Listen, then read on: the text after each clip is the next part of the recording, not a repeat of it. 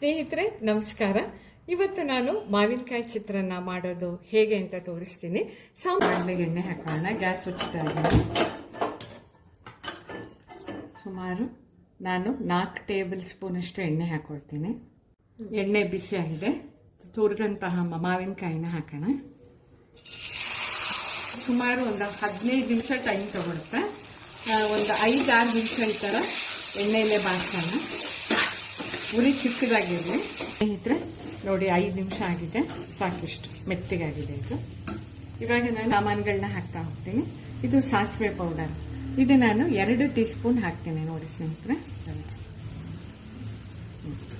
ಮೆಂತೆ ಪೌಡರ್ ಸುಮಾರು 3/4 ಭಾಗ ಇಷ್ಟು ಹಾಕ್ತೀನಿ.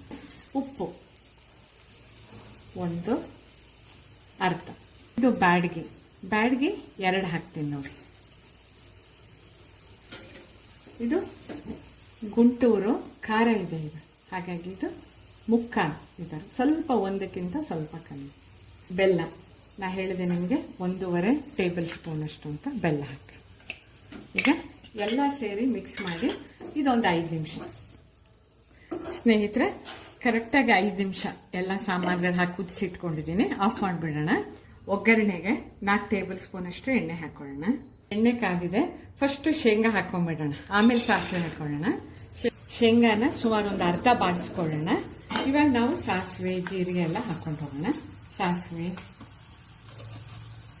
ಜೀರಿಗೆ, ಕಡಲೆಬೇಳೆ, ಉದ್ದಿನ, ಇವಾಗ ಒಣಮೆಣಸಿನ್ಕಾಯಿ, ಕರಿಬೇವಿನ ಸೊಪ್ಪು ಹಾಕ್ತಾ ಇದ್ದೀನಿ. ಒಂದು 2-3 ನಿಮಿಷ ಬಾಡಿಸ್ಕೊಳ್ಳೋಣ. ಒಂದು ಅರ್ಧ ಟೀ ಸ್ಪೂನ್ ಅರಿಶಿನ ಹಾಕೋಣ. ಇನ್ನೊಂದು 2 ನಿಮಿಷ ಬಾಡಿಸಿದ್ರೆ ಒಗ್ಗರಣೆ ರೆಡಿ ಆಗಿದೆ. ಗ್ಯಾಸ್ ಆಫ್ ಮಾಡೋಣ.